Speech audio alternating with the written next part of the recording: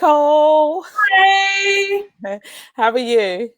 I'm great. How are you? Yeah, really fantastic. Really, really fantastic. I'm enjoying the wonderful morning. The sunshine came through my window this morning, and that just filled me with so much joy. And yesterday was a full moon, and I took a midnight, well, not midnight, but I went out for a walk about 10:30. And the moon was just amazing. And the temperature was so warm, and the sea was so calm. Oh, It was a beautiful, beautiful night. Really beautiful wonderful. night. So we first came into relation in terms of the London Song Festival, and we were, and you were sitting in the audience. I was on stage, and who knew that we would eventually be on stage together, which is great. It's amazing. It's such a joy. But yeah, it doesn't seem like hardly any time, even though it's been a few years. But it was wonderful to meet you at High Street Church. Yeah. And I know that we've been in conversation before that via, I think it was Facebook and something like that, Messenger or something. Yeah. And then to realize that we had a joint kind of commonality, which was Juliana Hall, and that we both wanted to make American song albums, and then we made Emily, Emergence. I know. Anyway, it's 9:01.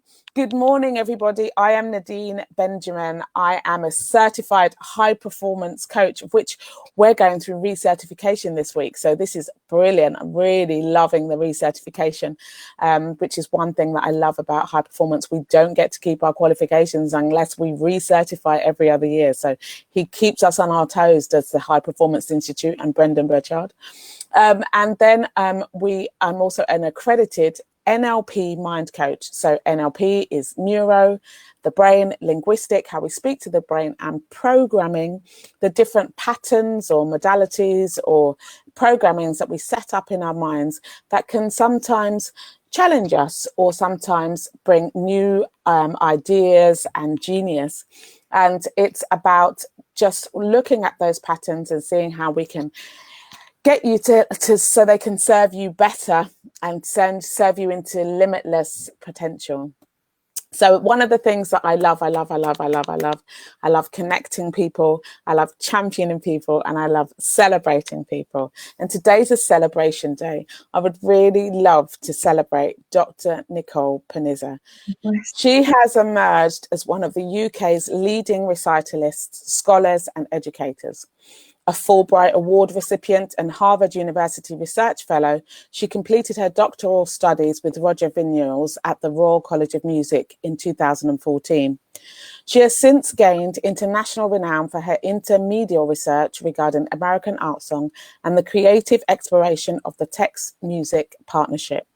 Her specialism encompasses the life and work of the poet Emily Dickinson, incorporating performance, publication, and initiatives that promote international engagement and readership. Nicole is artistic director of the Panizza Destiny Project. I can't wait, that's coming soon. Yes. And creative partner of the International Centre for American Music, Florence, Italy. And Emergence Music in collaboration with Soprano Nadine Benjamin. Who could that be?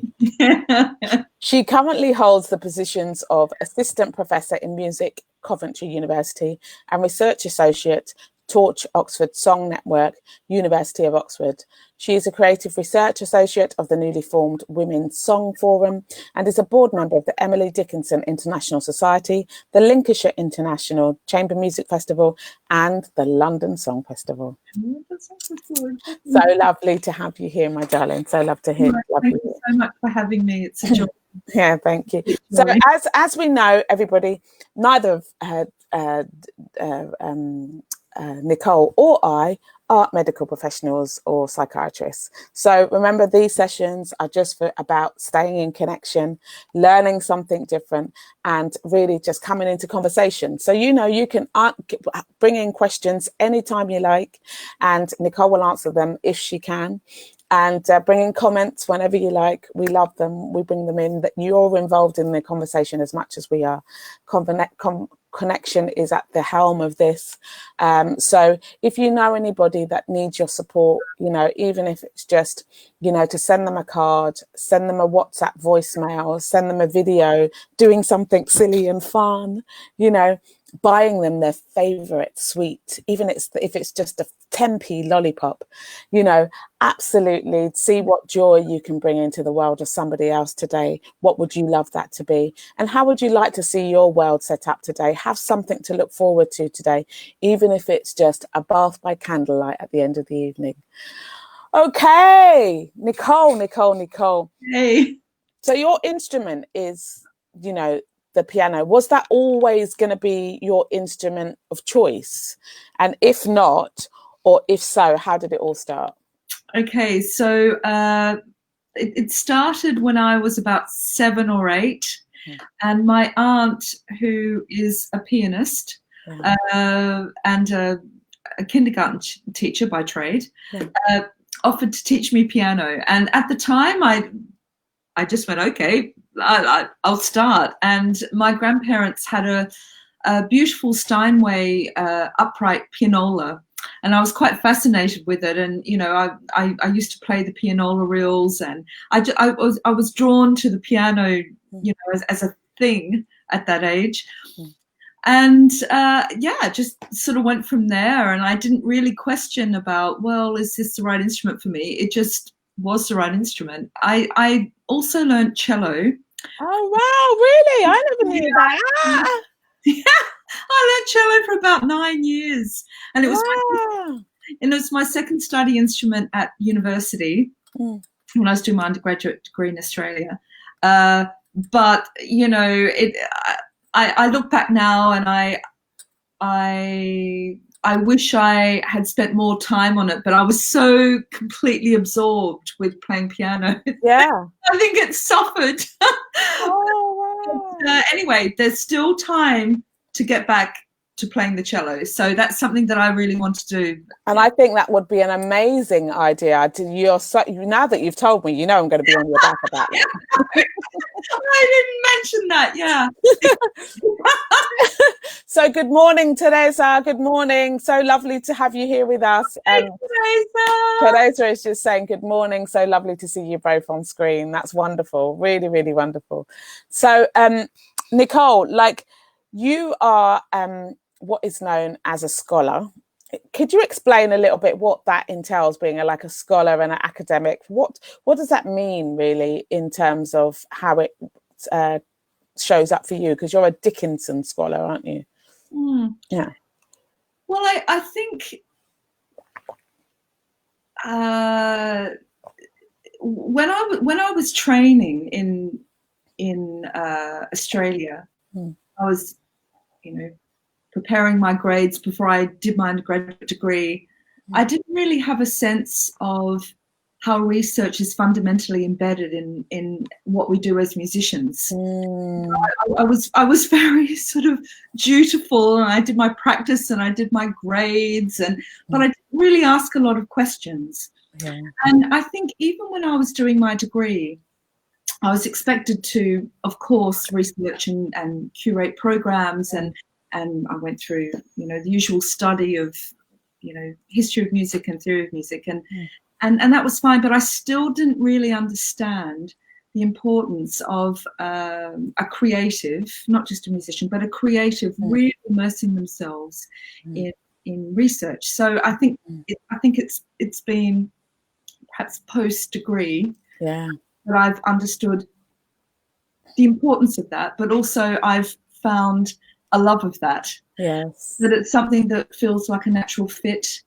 And so I guess it's a formal name, this thing of an academic or a scholar, but to be completely honest, most of the really amazing creatives that I know, like yourself, are researchers. You know, and I think it's just it's an essential fit if we want to try and understand our craft. We want to try and understand the medium in which we work, and also mediums outside of the medium in which we work. So we understand the arts. You know, if we're working in music, we also have a sense of how how this works with visual art, with dance, with theatre, with literature. Yeah. So it's becoming more aware, and it's immersing ourselves in, this never-ending body of knowledge that's around us always. Yes. And there for us if we want to take it. So that's what's really exciting. Yes. Keeps me, when I get up in the morning, it just keeps me really focused. So yeah, that's amazing. It's something that Uchenna from the Decus Ensemble has started to talk about in terms of, Black composers as well, is this element of research and, and how it is our responsibility as artists to do this research in terms of how we program and curate and, where the music's going to be, where it's going to sound, is it speaking in the right place, so it's a massive subject that you're actually undertaking. I think it's a massive subject that everyone's undertaking. Yeah. Back to the art of storytelling in a way. This is all part of it. So that we're researching music. But we're researching people's stories. The composer's story, the writer's story, the performer's story, the way that music's worked in different contexts historically. We're researching people's legacy and people's stories. Oh, I love that. Yeah. So in terms of this, you're a Dickinson. So let's just get into that a little bit. I know it's like, oh my God, I've been on this subject for 12 years. Longer, I think it's been 20. It's been 20 years because my daughter Catherine says that she's grown up with like mum and also this strange dead poet. She's nearly 20, so seriously, I think it's been nearly 20 years. But anyway, it's time after a while.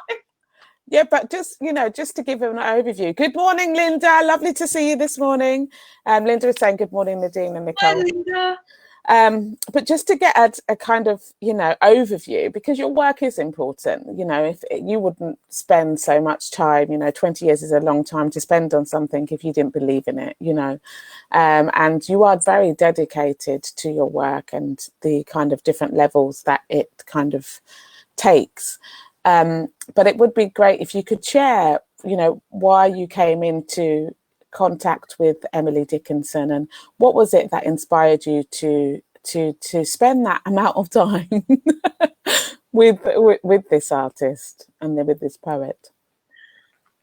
Well, I guess my inroad to Emily was not obvious in the sense that I didn't know anything about Emily Dickinson. Yeah. But I came to her probably a bit like yourself through the Aaron Copland cycle, written in 1949, between 1949 and 1951. And I came to that cycle because as part of my master's study, I wanted to curate an American song program. And at the time, I was studying with Roger, and I asked him, what do you think about this cycle? I've seen the cycle. I don't know who Emily is. Who is she? Yeah. She's quite a famous American poet. I went, oh, okay. So anyway, I performed it, and that was fine. Or at least I think it was fine. And then I was in the position after my master's where I had to make a choice how I wanted to proceed. And I spoke with Roger and I said, I want to keep studying with you, and I'm interested in looking at American song, and, I'm not sure how to do this. And he said, well, why don't you apply for a doctorate? And I said, oh, I can't do that. Come on, I can't do that. He said, no, I think you should apply. But he said, you'll have to think of a theme, and I knew that I wanted to look at American song, but I really didn't know. He said, just think about perhaps some material that you've studied, and maybe you find something. Anyway, so I thought, well, that Aaron Copland cycle really interests me. I might look a bit further into that. So that's how it started. So I put in an application to the Royal College of Music. This was a long time ago now. This was like, when was it, 2003, early 2004. And originally it was looking at Emily Dickinson and music, but from a gender perspective, more of a gender studies perspective.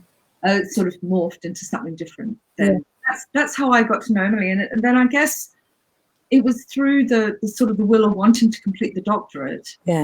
First, that I kept going, but it was sort of like an emerging rolling thing where as I did more research, I realized, oh, actually, I'm really interested in her. And I can't believe how much music has been said. You know, it's like a treasure trove that's still underexplored, as we know. So that sort of kept things moving, and in a way, that the need to finish the doctorate, which obviously I did do, sort of it sort of moved into the background, because as I found out more about her and I found out more about the music, that became the focus. And it's just, I don't know, it's just continued because I love it. And it never ceases to amaze me that her writing can inspire so many people in so many different ways, not just in music. It's eternal in that sense. You know, she created a body of work that, you know, is very current and was highly contemporary for her time. She had a vision. She had a vision about humanity that could cut through fads or fashions. She just spoke so cleanly about what it means to be human, and I think that that's something that endures. Yes, absolutely. I couldn't have said that better. And I love what you're talking about, having a vision. I really believe that, you know, in terms of where we are right now in the world, in terms of having gone through this pandemic, that, you know, that it's time now, right now, I'm going to say this to everybody, to start writing your own vision. Don't wait till the 1st of, you know, January or the 31st of January to start writing your vision. Write your vision now, so you've got something to look forward to when we get to January 2021. Because when you get to January 21, you want to hit the ground running.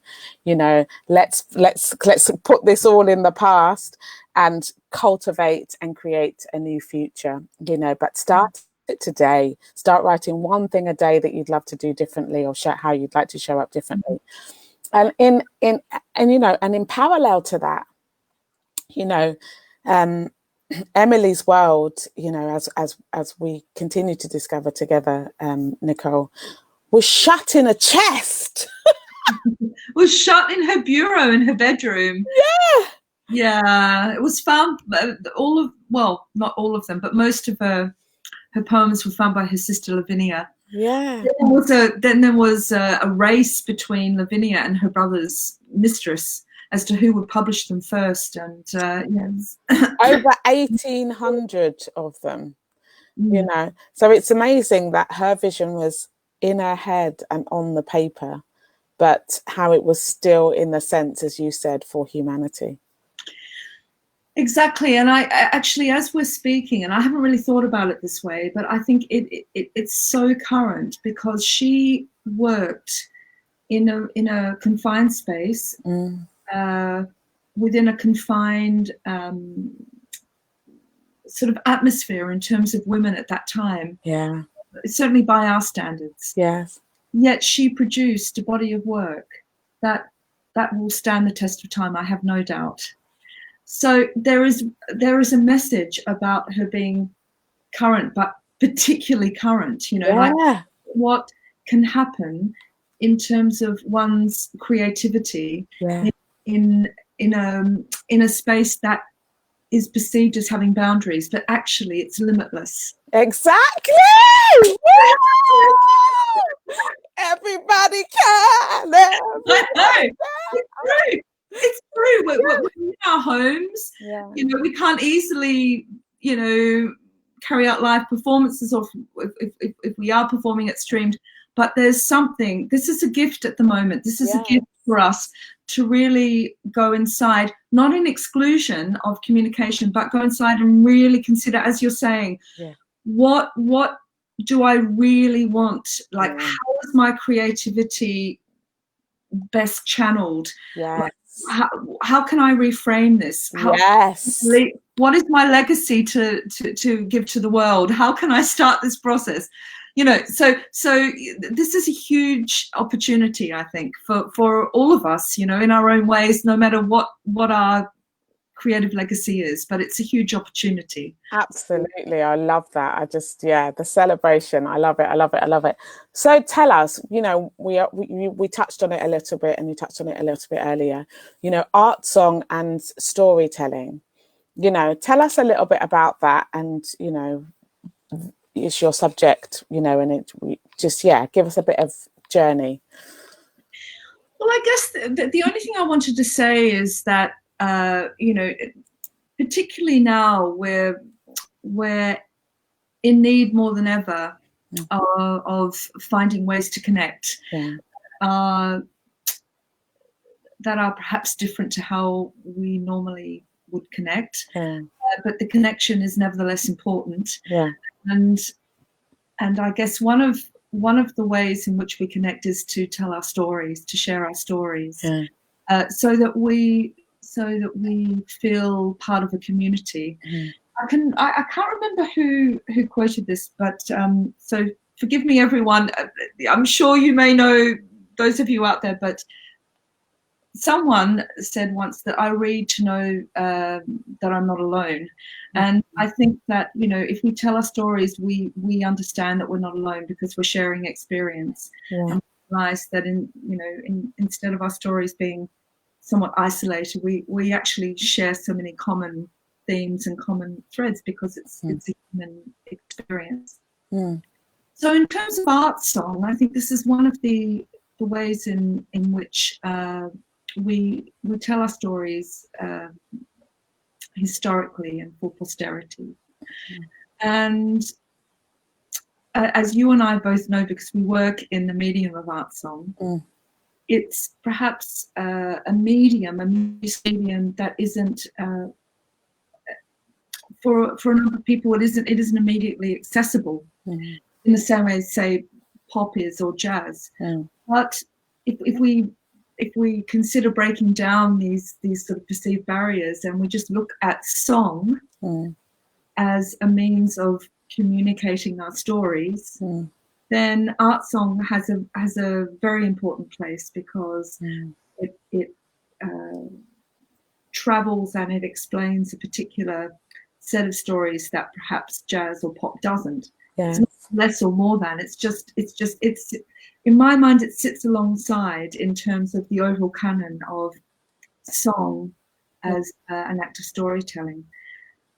And I guess the challenge for art song, aside from the fact that, you know, it's difficult at the moment to look at how we present and stage art song, but I think one of the benefits of art song is that one can put together so many different languages and so many different composers and so many different styles.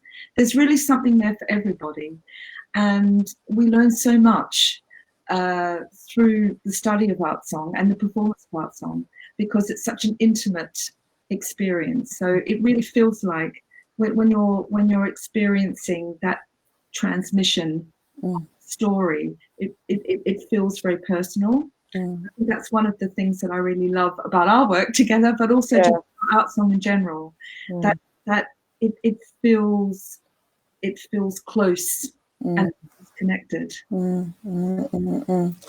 It's really interesting what you're talking about in terms of that, you know, our personal stories through song are just as important, you know. And as we're looking for a new way to communicate and to connect, that art song can start facilitating some of these things. Do you think, along that same vein, that we need some kind of new composers come up, or composers that are, you know, current composers that are composing songs right now, to start speaking in the vein of what's going on in society right now in order to get their stories heard? I think at any stage we need composers to keep generating the material, and in that sense to be supported in writing for this medium. Yes. It's I guess in well, you would know this, in terms of vocal, in terms of preparing for a vocal career, one trains in art song, but the actual career is often in another medium like opera or oratorio. Well, it's a mixture. It's very, very difficult for an artist to have a career purely in art song, because there isn't necessarily the construction underneath, the foundation, the financial support for this medium. Yet you hear, really well-known opera professionals speak about the issue of storytelling, and time again they come back to art song as the premise for where they start when they're preparing a role. They think of art song and the way that this is presented, and the work that they have to do to tell the story through that very intimate medium. They use that as a benchmark or as a starting point to then go into something that's a bigger framework, because it's so intimate and because it's so direct. So yes, I think it's ideally, I mean, I'm not a composer, but I do work primarily in art song, and I think that it's an ideal medium to tell our stories of now, because essentially, if we look at it in its most basic form, we've got a singer and we've got a pianist or a guitarist, but mostly a pianist, and so it's a cost-effective medium in a sense, but it's also immediate. Yes, yes, that I would love to see that there's more support and generation of new material, because it's a legacy that I believe must continue. Yes, absolutely. And, I mean, we can talk a little bit about our work together. We are Emergence, and we are an American song duo. In the UK, but like yourself, I mean, I was drawn to American song by Odalina de la Martinez because she runs a festival in London, and the American Festival in London, and so like yourself, the Emily Dickinson songs were the first thing that I had a relation with in terms of going forward in her work. But John Harbison's song cycle, the Milosh songs, were the first point of connect for me with American song.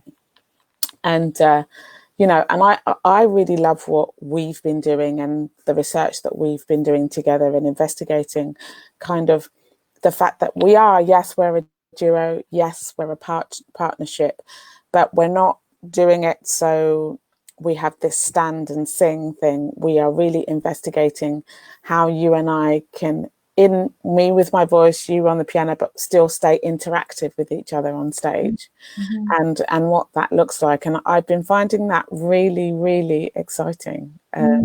So I want to thank you for creating, as because as artists, it's really important that we're flexible and that we're open to listening, and and then when the Black Lives Matter incident came up, you and I had to have a long conversation about things, and so the duo is really, it really has this authentic honesty and a space to talk about things that we most probably wouldn't. It's a relationship in its purest sense, where one navigates with the soul sister. Exactly. through different challenges, and I mean, I think in terms of our work together, it's been such a joy, because it's very rare that pianistically you have an opportunity to work with the singer who's so brave, who's so open, and who's so innovative and dynamic in terms of thinking about the art form. Thank you. So it's really literally, it's been a joy for me, because it's also made me think about, well, pianistically, how does this work? What are different ways that we can approach this or that, or the staging of the song, or merging songs, or creating sort of shaners with art song, and so, I mean, this is our journey, right? I mean, but it's so interesting. Yeah, it's so exciting, and we have another residency coming up where we're going to explore a bit more. So I'm really, really, really excited about that. So tell us, in terms of tips, what 3 tips would you give around art song and storytelling? Well, I have to remember them now because I wrote them down. You can have a look. No, I think I can remember them. I think the first one would be the well of creativity. So when we're working with art song, to somehow find a way to open ourselves to the well that we all have in terms of our personal creativity, and how that can work with the music and the text, how that can be mirrored, how that can be supported, how that can complement. But essentially, we can be working with the score and we can be working with the text, but what we need as performers is this opening, this accessing to our well of creativity, because this makes it live. This makes the music, become something that's alive and real and tangible in a way. So that would be the first thing, is having the courage to access our individual well of creativity. I think the second point would be to do with programming, and because art song has such a broad scope in terms of resource, and there are a number of art songs which are considered to be standard canon, and as singers and pianists, we learn them and we train in them and we perform them, and this supports our craft, not only in terms of our development as performers, but also in terms of our understanding of the genesis of these songs, the composers and the writers. But as we know, there are so many composers and poets out there who are working in this medium, and their work is either unpublished, or if it's published, it needs to be brought to the public arena. And once one starts digging into this material, you realize, wow, okay, I have this pool in front of me of sort of extended repertoire that I can draw on. And I guess from a programming point of view and from an audience point of view, this becomes a more rich experience, because we can really sort of extend our understanding of what it means to tell stories, Yes. So I guess it's the act of curation in a way. Yes. Yeah, and I guess the last point is this issue of connection. And when we research and when we learn about the composers' lives when they wrote these songs, we learn about the poets' lives when they wrote the texts, we understand the meaning behind the text in terms of human experience, and then we reflect on our own experiences. We reflect on our own lives, both as performers and of course just as people. And we find that these songs or these texts that were written 150 years ago, 100 years ago, 20 years ago, 1 week ago, there's something that is relatable. it doesn't feel other than. It feels now that it's eternal. It's perennial, because actually what it's about is our stories. Yeah, I love that. I love, one of the things that with Everybody Can Opera, the opera company that I run, is that we always do traditional operas, but we relate to what's going on now, because the stories are, the feelings are always the same. Somebody gets sad, or somebody gets hurt, or somebody gets betrayed, or it doesn't matter for me when something was written, as long as you can be able to tell the story of today within it, I really identify with that. So I've got a cheeky question to ask. Okay. Are we allowed to know, and can you tell us a bit more about the Panizza Dynasty project? Dynasty, the Dynasty project. Sorry, Dynasty project. Well, it's a new project. It's been born out of my interest, actually, in my family's history. I know quite a bit about my mother's side of the family, because my aunt has traced the family tree over years and years and years, but not so much about my father's side of the family, and it's sort of shrouded in mystery. And I started reading a little bit more about the Panizza, family history, as it were. And I found that I have a link to a trio of Panizza musicians.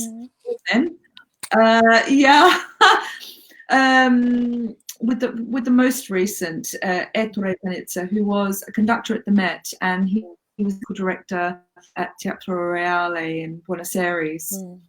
But the first of the three, Giacomo Panizza, was maestro di cembalo at La Scala, and was also musical director at Covent Garden for 14 years in the 1800s. So this whole sort of Panizza trilogy history thing, and opera. And in my past, I was the education manager at the Royal Opera, and I worked in opera quite a lot. So it feels like there's this sort of a circular thing where it's coming home. So I'm working with my dear friend Paolo Quaglia, and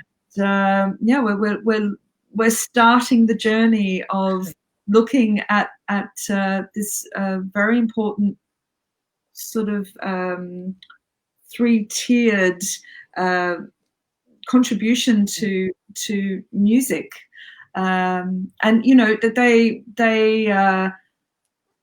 they were apparently the forefront of music making in Italy, and they knew a lot of the composers, the famous composers. I know that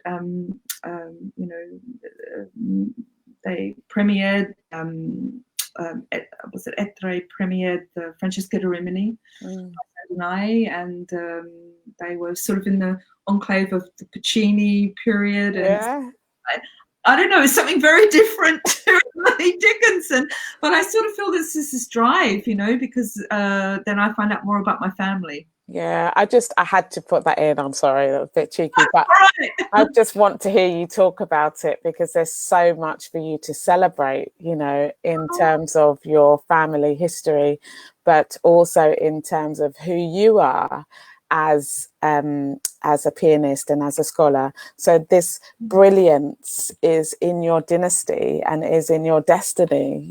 There is no way that you could have shut that down. Teresa is saying, I love your tips, Nicole. Thank you both. I'm newly inspired. And Monaco is saying, it is amazing what you can discover about yourself and similarities from your family tree. Yeah, so this element of greatness and excellence and being plugged into the system, Nicole, has been yours. It was yours even before you were born. Well, I mean, I think it's going to just to how that works. But what I do think, it's linking into what Monaco is saying. Hi, Monaco, is that it's just so fascinating to look at our stories, you know. I mean, it's just you know, a connection through my family tree, through my history. I would never have known that there's this sort of dynasty connected to where I'm at now, that were at the forefront, literally at the forefront of music making in Scala, at the Met, at Covent Garden, and Teatro Reale.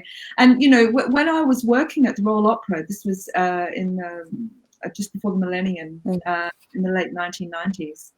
I would never have known that, you know, years and years and years ago, Giacomo Panizza was there as musical director. So, yeah, it's crazy. I mean, it's really crazy. It's beautiful, Nicole. It really is. It really is. And I really wish you so much, you know, joy with that project and support. And because it seems that it is very important to your legacy and important to history that those stories are told. And it's so stories are told. And we've all got similar stories. You know, exactly. Part of my story. But you know, I guess the thing is that at this time, I guess this is one of the last things I want to say. At this time, it gives us sort of a quiet base, a certain sort of solitude to start thinking about our stories and to create platforms in which we can tell our stories. So whether it's through performance, it's through publication, whether it's through this sort of thing where we're sharing, we're talking, we're connecting, and start sharing our stories so that we feel that we're not alone. So, Oh, thank you, Nicole. It's been so beautiful to have you. You know, I love and respect your work and who you are and what you do. You are so thorough, you know, in terms of how you show up, and your piano playing and the colours that you're able to get throughout song have really also influenced me as well, in terms of us having a conversation about how we, you know, as the artist and the pianist, you know, how we must be in conversation more, and we must be in research more, and to discover and to be curious and be open about how we build and co-construct, as Marjorie's always saying, you know, this new world that we want to be in. You know, and Marjorie's another one. She's another amazing artist of song. She's saying, sorry to miss you this morning. Computer problems. We'll catch Nicole's chat later. Yes, definitely do. Hi, Marjorie. When you see us later, hi. Yeah, exactly. And Monica is saying, when one finds out what the link is to their life through an ancestor, it can feel quite profound. It can help or hinder a life journey and the story of one's life. Yeah, absolutely. It can leave a particular mark, but in a sense, it's important to go into it, because this is our life story, you know, and life stories are not always, as we know, sailing. But how fascinating to go into it and to understand where we've come from, how we've evolved, where we've travelled, or actually how similar things are, you know. Yeah, exactly. Oh, well, thank you so much. And thank you everyone for being here with us today.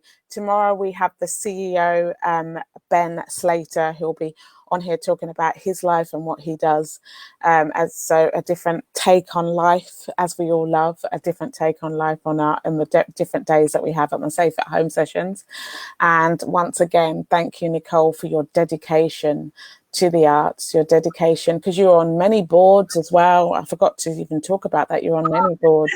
No, but you're on many boards. And, you know, I mean, I suppose my last question to you was, how do you manage being on, like, you know, being in the research, you know, you teach at a university, you're on these boards, like, how do you manage that kind of cacophony of you know, of being in music? It might just last it, because it just might serve someone. Yeah, I sometimes I handle it better than others. And, you know, I just try and be kind to myself, remind myself that some days I would like to do more, but this is I fronted up, and this is the best. This is the best of me I can give in this particular day. I always try and do the best I can in an authentic way. And I think the one thing that keeps me going in all of these different things, there's one common thread, and that is the absolute necessity for me to be involved in the humanities, and that's because it's about being human. So this is the thing that keeps me connected, working in a lot of different ways, but it's just about how the arts is about humanity, and so it's important for me. It's vital. Yeah, life force. Woo! So last comment of the day, Gabby is saying, what an incredible legacy, Nicole. Thank you for your thank you so much. Thank you. All right. Take care, everybody. We'll see you tomorrow. And thank you so much, Nicole, for being here with us. You've been amazing. We love you. See you later. Bye.